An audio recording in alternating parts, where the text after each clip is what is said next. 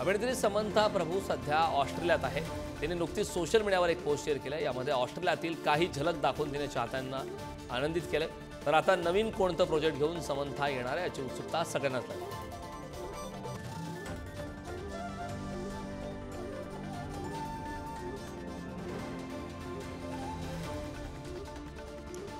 संत ज्ञानेश्वरांची मुक्ताई या सिनेमाचा नवीन teaser release झाला। संत ज्ञानेश्वर, निवृत्तीनाथ सोपान आणि मुक्ताबाई या भावंडांची दिव्य गाथा या सिनेमातून पाहायला मिळणार आहे। सिनेमाचे निर्माते दिग्दर्शक दिग्बाल लांजेकर यांनी या सिनेमाचा नवीन टीझर रिलीज केला।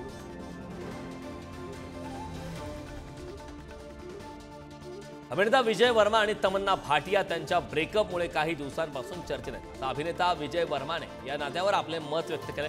जर तुम्ही आईस्क्रीम सारखा नात्याचा आनंद घेतला तर तुम्हाला खूप आनंद होईल। याचा अर्थ जी काही चव मिळेल ते स्वीकारा, असं विजय वर्मा म्हणाले।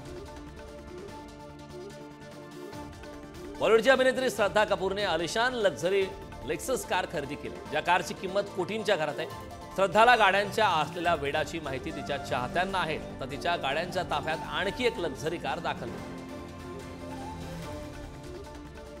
सलमान खानच्या हातात राम मंदिराचं चित्र असलेल्या भगव्या घड्याळावरून मौलवी शहाबुद्दीन यांनी संताप व्यक्त केला। कुठलाही मुस्लिम माणूस, मग तो सलमान खान का असेना, तो धार्मिक गोष्टींचा प्रचार करत असेल तर ती कृती हराम आहे। अशा माणसाने माफी मागितली पाहिजे, असं मौलवी शहाबुद्दीन म्हणाले।